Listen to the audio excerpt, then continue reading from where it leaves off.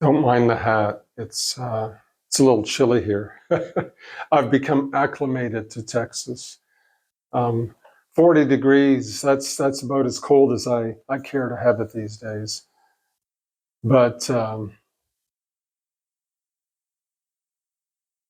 I'm just gonna start into some of my journey. And this, I don't know how many videos this is going to be because it isn't going to be just one video because it's a long story and I don't want to. I want to both share information for people maybe going through chronic health issues, chronic illness. I also just want to share some stories that might be helpful to people that have had similar experiences. And I'm going to try not to say that word too many times through this recording.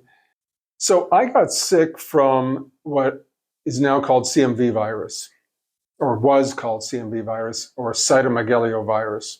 It's in the same family as Epstein-Barr virus, herpes mono, but it's not that different in some ways from COVID or any other virus. Because after I got better from the virus, I developed long haulers, right? So I went into a little detail with this in one of the main videos that I've posted already on focusing on myalgic encephalomyelitis, chronic fatigue syndrome, multiple chemical sensitivities, environmental illness, all these different terms that we use for these chronic illnesses that are due to possibly multiple factors, viruses, chemicals, molds, genetic issues, diet, et cetera, et cetera, et cetera. So I get sick, I get better in a few weeks, but then I don't get better. I start developing chronic health issues, severe muscle pains, tendon problems, to the point that my muscles and tendons are literally tearing, digestive issues that continue to get worse, and for the first time in my life, food allergies. And that just continues to get worse over the years to where it's extremely severe. And, and at that point, multiple chemical sensitivities as well. At first, I think I was just I didn't know what to do. My response, because of how I grew up, because of the family I grew up in, was just to kind of deal with it myself. So I didn't really talk about it. We didn't talk much in our family in that way, like honest, open conversations, which may sound weird to some people. So I just kind of dealt with it. And I started seeing doctors, specialists on my own, a rheumatologist, a osteopath or an orthopedic surgeon, I believe, and gastroenterologist, neurologist eventually. And let me just say, for those that don't know, um, I didn't get very far. Or for those that aren't familiar with these specialties and dealing with chronic illness, I didn't get very far. I went into this a little bit in my previous video. Unfortunately, the medical model, and I'm making an image of a box, works well for certain issues. And we have these specialists that focus on these issues. And for chronic problems, or again, for specific issues, we are doing quite well. Especially, did I say chronic? For acute issues, we're doing very well. But for chronic problems, we haven't gotten very far. Not from when I got ill, which was in 86, 87. And I've already talked about this. Our medical model just does not look at multi-system problems. And it also has economic factors as well. And so there I am talking to these specialists, and they're kind of looking at me just going, I don't know. Unfortunately, some people get a worse response than that, meaning they get basically told things like, I think it's all in your head.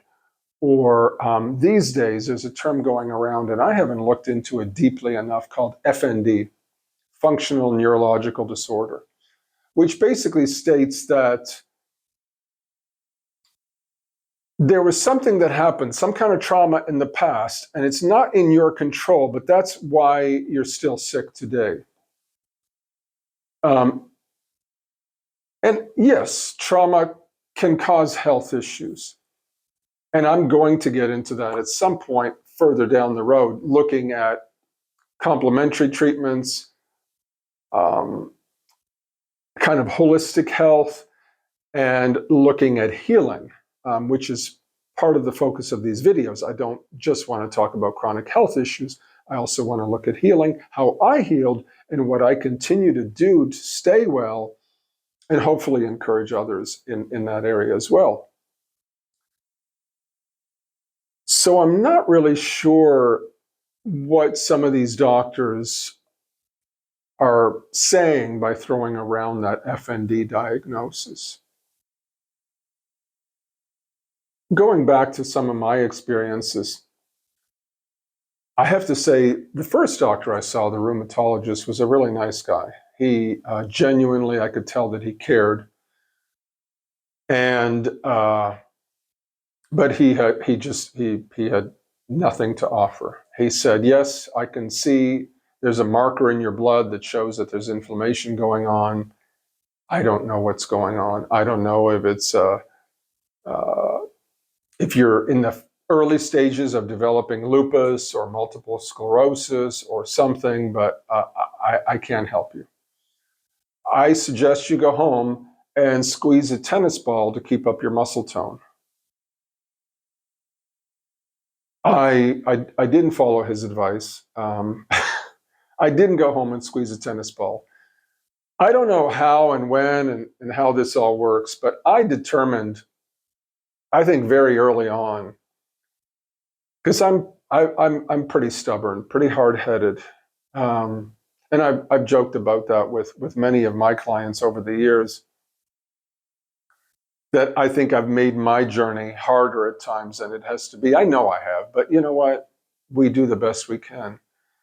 But I also know that some people who I've shared some of my story with have told me I wouldn't have made it.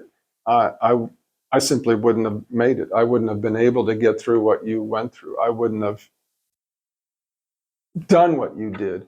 And you know, and I say that only not to make myself out as whatever, but just sharing that story.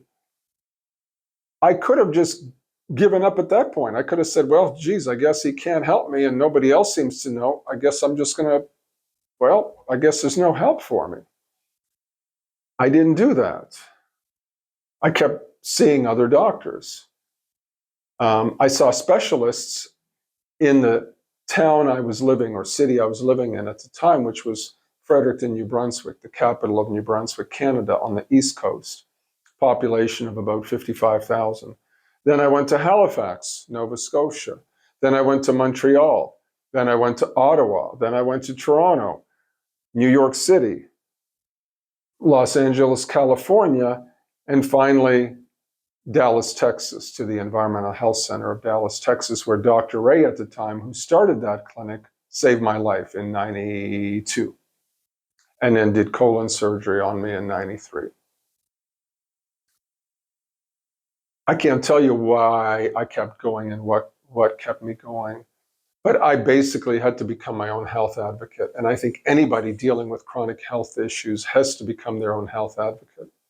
You have to take responsibility for your health. You have to ask questions. You can't just accept sorry, or I don't know, or it's all in your head, or whatever. You have to, if you want to get well, to keep going. I think you have to also at least try to do it respectfully. I think most people in the medical field are truly doing the best they know, the best they can. I just think there's a lack of awareness, a lack of education. And again, I think there's a problem in our medical model because we don't focus on multi-system problems. And I think there's an economic factor in that as well. When you start saying, well, some of these issues are food related or environmental related, that starts to step on big toes. So over the period of my getting well, I can't even tell you how many doctors I saw.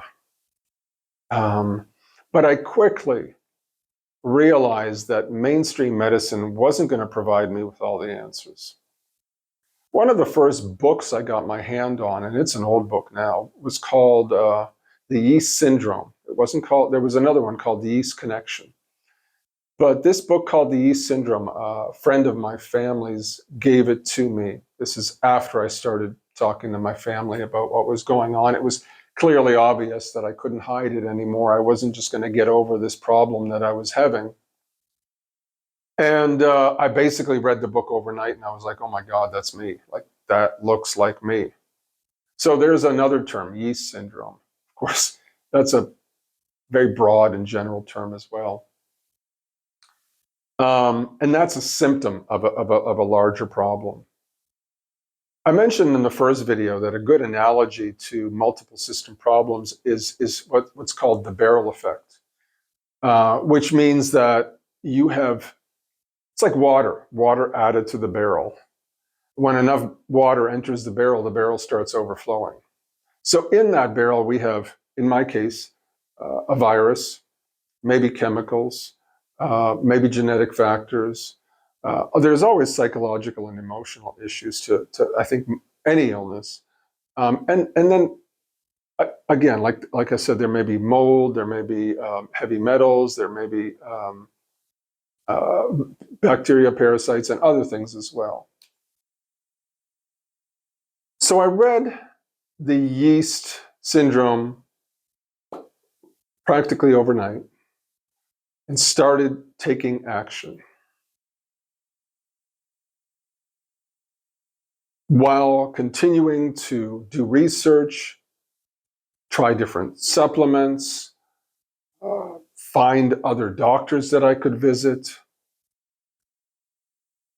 And at some point, finally, my father realized that we've got to do something. Like, this guy doesn't look good. And so we went to the Montreal Neurological Institute. And we were there for 2 weeks. At first, they were going to send us home because they were having a nursing strike. And my father was like, yeah, no, that's not going to happen. So they let me in. Again, this was Canada, so they're nice there, whatever that means. They let me in, and I was there for 2 weeks, and they poked and prodded and poked and prodded. They did every test they could think of. Blood tests and muscle biopsies, and I don't even know what all the tests they did. And I had some interesting experiences while I was there. But I'm going to leave, probably end the this video on this example and this note. So I'm there for 2 weeks. They're doing all these tests. Now, the only thing that wasn't normal was this. But again, this was kind of outside the norm in terms of medicine, so to speak, or the box that medicine sometimes falls into. So my temperature was exceedingly low. Now, my thyroid tests were normal. Unfortunately, a lot of doctors, again, because of their training, will look at the blood work, but won't ask you questions. And so the blood work was fine for thyroid. But I had symptoms of hypothyroidism. Well, years later, I come to find out that there's something called subclinical hypothyroidism, where, yeah, your blood levels are fine, but just because they're fine doesn't mean that's ideal or normal. And if you have symptoms, then you clearly have a problem with your thyroid. Nobody was thinking in that way, at least there or at that time. So nobody did anything about that. But what I remember clearly was at the end of my 2 weeks, I was in my room and there was like a host of doctors around my bed. It was like kind of like the 12 disciples or something. And the main doctor stood there with his white coat and said to me, and I still remember this quite clearly, there's nothing in modern medicine that we know of that can help you at this time. But maybe there'll be something in the future. Or maybe there's some snake oil out there that will help you. Those were his words. Now, for some reason, during my period of being ill, I was pretty even-keeled. Now, I also learned in childhood to kind of hold things in, emotions, etc. But I was very even-keeled, and I think it was a way for my body to protect itself. Like if I was highly emotional during the time of my illness, I don't know if I could have gone through everything I went through. So I wasn't fazed too much by what he said. I was like, okay, thank you, you know. Now I'll tell you what the reason was that he said that about snake oil. What I had learned at that point already was that certain foods, as I mentioned, I was already becoming sensitive to certain foods. Certain foods cause my symptoms to be worse. So I don't need a double-blind study for me to make the simple determination that if this food causes me to feel worse, to become sicker, I won't eat it. So it's kind of like with people who have chronic fatigue syndrome. If they exercise too much, it can cause their symptoms to become worse for a period of time. So I didn't eat certain foods. So I was kind of cooking for myself at the time while I was in the hospital. They thought this was really weird. And they thought, obviously, I was cuckoo for Cocoa Puffs, or at least partially cuckoo for Cocoa Puffs. And